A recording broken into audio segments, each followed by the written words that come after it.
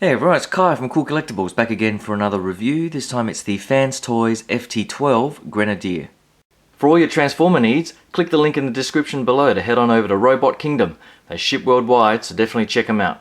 Alright, as you might know, I only just started getting into the third-party Transformers figures with Tesla and Apollyon, otherwise known as Perceptor and Megatron. But once I saw the Fans Toys versions of the Insecticons and how good they were against the G1 cartoon, I pretty much couldn't resist, and Grenadier here is the first one off the rank, so I'll just get him out of the way and just go through everything else. So here's a quick look at the box art, which is pretty damn good. I like that they've kept it to their own sort of style and not tried to copy the Masterpiece style like many other third-party figures have tried to do. And there's the blurb there if you want to have a quick pause and read. But I do love that they've housed everything in foam in there and not just a clamshell, so that's an extra bit of quality that I like from Fans Toys. Comes with the collector card, which is pretty good, so I think it's pretty much just a picture of the figure itself, with some pretty tiny writing there. I think it's pretty much the same bio and some tech specs. The accessories, it comes with the G1 Toy Accurate, if I can actually focus, G1 Toy Accurate chest piece. I do have the G1 toy with me here. So here's the G1 toy that I had back in the 80s, and as you can see, the chest piece is this clear gold plastic cover, which was a feature of the G1 Insecticons, and I also think the Dinobots had clear plastic chests as well that you could fold out, and so it's good that Fans Toys, I guess as an homage to the G1 toy, allowed you to change that. And I think all you do is unscrew the hinge right there and pull that out and put this one back in if you want a more G1 toy accurate look. But I guess with the version that I got the grey chested version to be more cartoon accurate. They did release a purple chested version as well, so I guess using this with the purple chest would be probably the way to go if you wanted that G1 toy accurate look. But while I'm here, I'll also grab the I think it's the Legends class that I reviewed a while back, that my son loves, as a comparison. So this was pretty much slightly smaller than the original G1, and this was a pretty cool figure as well, as a new sort of representation of Bombshell, and the head sculpt itself I thought was always pretty good. So bit of size comparison there for you, but I'll just go through the rest of the accessories now. Hold on. Alright, so they also provide a chromed weapon, which I think is pretty close to the G1 version as well. It does look pretty damn good. Normally with these chromed weapons, you can see the sort of flash marking, but I think they've just put on the bottom of the hilt there, which is pretty damn good. So I'm definitely liking the quality of that.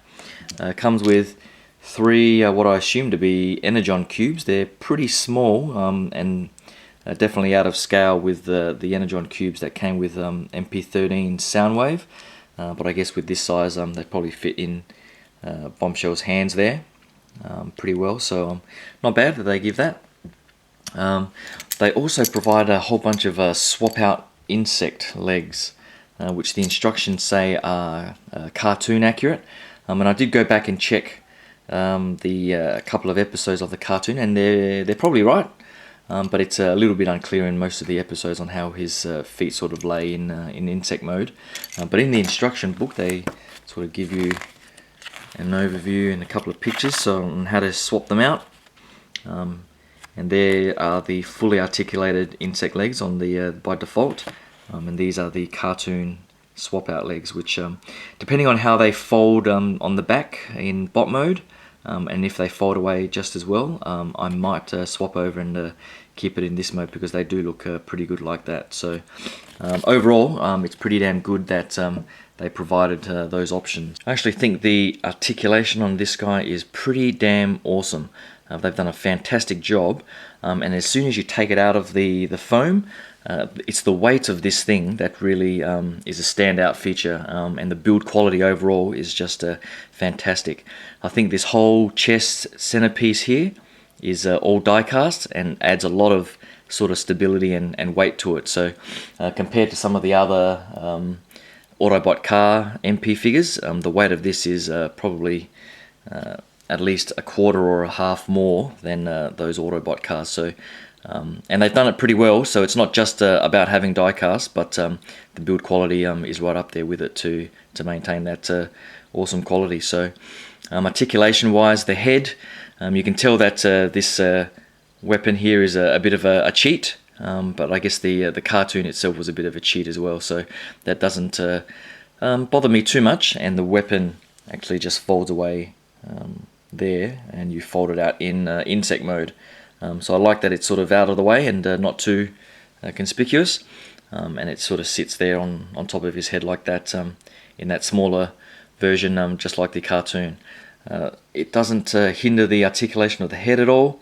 You got pretty good range of motion, so you just need to be careful on how he sort of goes along the back edges there and the sides of the hood, but the articulation, and you can almost have a bit of play on the rocking motion as well. But the head sculpt and the eyes, I think they have done beautifully. I do really love that head sculpt. The shoulders, it's got the hinge right on the edge of the shoulder there, so you have a bit of motion there, but then you also have the extra joint right there at the armpit, so we can pretty much extend all the way out. You have the bicep swivel, which is nicely done, and then also I didn't actually realize there was a double jointed elbow, but you have a joint there, and then if I just show you on this side, you have another joint there, so you can get it pretty much bent all the way, and so you can pretty much get him into some awesome poses like that. So really good articulation there, and then you can also have the wrist swivel. So that's pretty good. The fingers fold in and out, just pretty much like the standard Masterpiece figures, and the weapon just fits in a slot that my lighting probably can't see. There you can see the slot there, and you just slot the weapon in there. So all of that is covered in the upper half of his body. The waist, it is damn tight. I tried to rotate it before, so it's on what seems to be a bit of a ratchet, but it is extremely tight, so I'm not going to try and force it too much. If I can bend it back, so just be careful because that joint is very tight. These hip joints here, I'm not sure if there's any die cast in here, I doubt it, but again, these are pretty tight. They've sort of loosened up now that I've played around with it a little bit. But the joints that rub up against this crotch piece are pretty tight. There's no sort of risk of paint rub, but just be careful on how you move that. So it's all pretty tight, so nothing's going to fall down, and you have the motion to the sides as well, and that is pretty damn tight as well. So beautiful articulation there.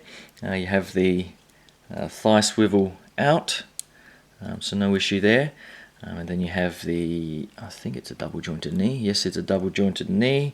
So you can bend it at 90 degrees and then bend it around even more if you wanted him hop skipping away. So beautiful articulation there in the knees. It's a shame that they didn't paint the kneecap here in the same sort of silver. So the sort of grey plastic does stick out a bit, which is a bit of a shame. But other than that, it's pretty damn good, and I do like that they have a bit of a slight ankle rocking action as well, so you can have him splayed with his legs apart and have his feet firmly planted on the ground. So all in all, articulation wise, they've pretty much ticked every single box with this guy. Arm rotation isn't really hindered at all, and even the sort of legs and the backpack here, the way that it's folded up, it doesn't really bother me too much at all, to be honest. It doesn't stick out too far.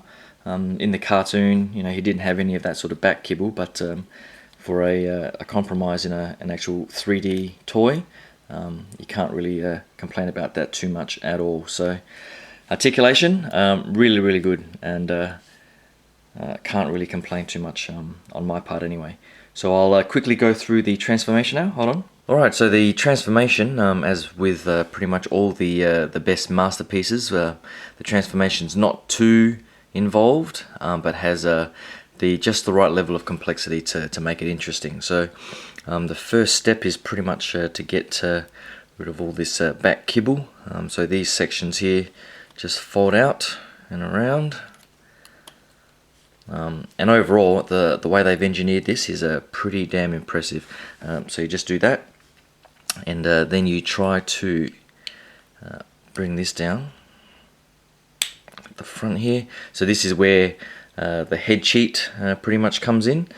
So you bring that down and you can push in here to start loosening this section up along here. Because what you're trying to do is then splay out this black piece here, which is a bit difficult. I had to push a little bit harder. So there you go, a little bit more, and then you get it free of the obstructions here, and you can splay that open,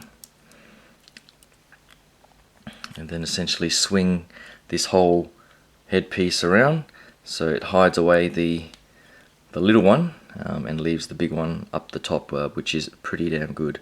And then you just fold that back up again, and then slot it in there. There are a couple of pegs or holes in there, so you just make sure you line it up and slot it in. There you go. And then the same on this side, and that fits in pretty easily like that. And then you can articulate that around, and that's pretty much the head of him anyway. Now this shoulder rotation part confused me a little bit, I'll be honest. You're supposed to, well, if you remember earlier in the review, I was talking about this shoulder articulation here. So it has that vertical sort of section. What you're meant to do is try and rotate this piece around so that the vertical section follows into that gap. So as you can see here, if I just fold that around and then fold it around, it'll line up, and that'll allow these shoulder joints to fold back, like hang on, let me see which way, like so. So you try and line it up and make sure everything is aligned so you don't snap or rub anything, and then you have it folded like that, and then you just bring the arms around and then fold them down. And there is a tab on the inside of the forearm and on that side, and then you just tab them together like so, and just sort of line everything up. Alright, so I've lined everything up and made everything as symmetrical as I can, and what you then do is fold these whole sections down, and you'll see a couple of pegs there, and they fit into the slots just on the arms there. So it does take a bit of aligning and strength to do it, but it gets easier as the plastic sort of starts wearing away slightly to fit into all of those slots after you transform it a couple of times. And there you go, so that sort of clips in, and that is pretty much the top half of his body. And I think these legs you can then start splaying out like so, rotating that out like so, and then that is pretty much the front half of the figure. So looking pretty damn good. The legs I found a little bit tricky, but that's probably just me. So pretty much you just fold out this section on the inside here, and the joints are a little bit squeaky, so just be careful where you push. And then this bottom flap folds out, and then this section here folds down like so. So you just do that on both sides. So just fold out that whole section, fold that up and this down, clip that in place, and that is pretty much the first step for the legs. And then for this part here, you just rotate that around like so, and then what that does is it frees up, once you rotate this way, it frees up this whole section here to then collapse in, and the tab that you see here will fold up and fit into the groove just on his torso there. So I'll just do that on this side. So you just rotate that around, rotate the leg around, and again it leaves that channel. So you pretty much just use these double jointed knees, so just make sure you get that clearance on the first joint to bend that around, and then just make sure you got all of that sort of lined up and straight, and then just fold that in like so. Then do the same on this side. Just got to make sure you get that first joint through like so, and then you try and line everything up. And at first I thought there was no possible way to close it, but you just make sure you got all the clearances right, and mine seems to be a bit out on this occasion. So I just need to clip those things in on the torso first, and the instructions, I'll just show you the instructions. It does say press with some strength. So it's true, you do need to press pretty hard, so I'll give it a go off camera and get back to you guys. Hold on. Alright, I've tried to squeeze it all in, and it seems to have fit fairly well. This gap here, I don't seem to be able to close this gap any closer than I can see in the photos. The photos seem to have no gap at all there. Now I don't know if that's just the prototype with no gap, whereas the production version does have a slight gap there, but not too noticeable. And on the sides and so on, it's pretty damn jammed in there pretty tightly. So just be careful where you push, but you should be able to clip it in onto the sides of the torso first, and then clip it in down the bottom on that last peg there. So once you do that, you pretty much just fold out all the insect legs like so, and that is pretty much Grenadier in alt mode, aka Bombshell.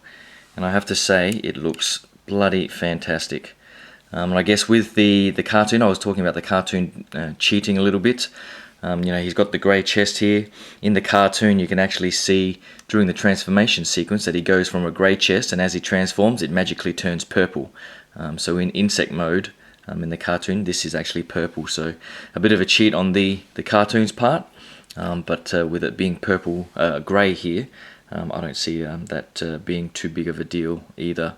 So overall, this piece at the front here is pretty good. You can articulate it at both of those joints. Looks pretty good, and this bit does rotate a little bit, but overall it just looks fantastic. And the engineering and the way they've sort of designed the legs and so on, I can't really complain about that at all.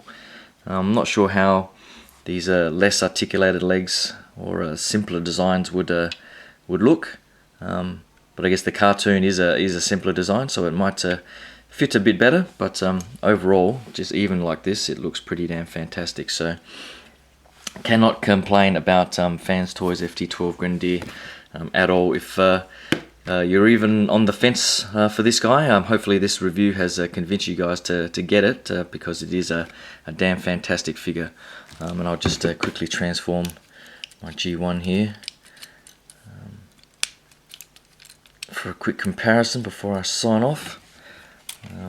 So as you can see, a great look, cartoon accurate, but with all the right homages to the original G1 toy. So beautiful figure. Definitely head out and get it. Click that link in the description to grab it from Robot Kingdom, and hopefully you can click that subscribe button and stay tuned for the other reviews that I've got coming up. So thanks again, and I'll talk to you guys soon. Cheers, bye.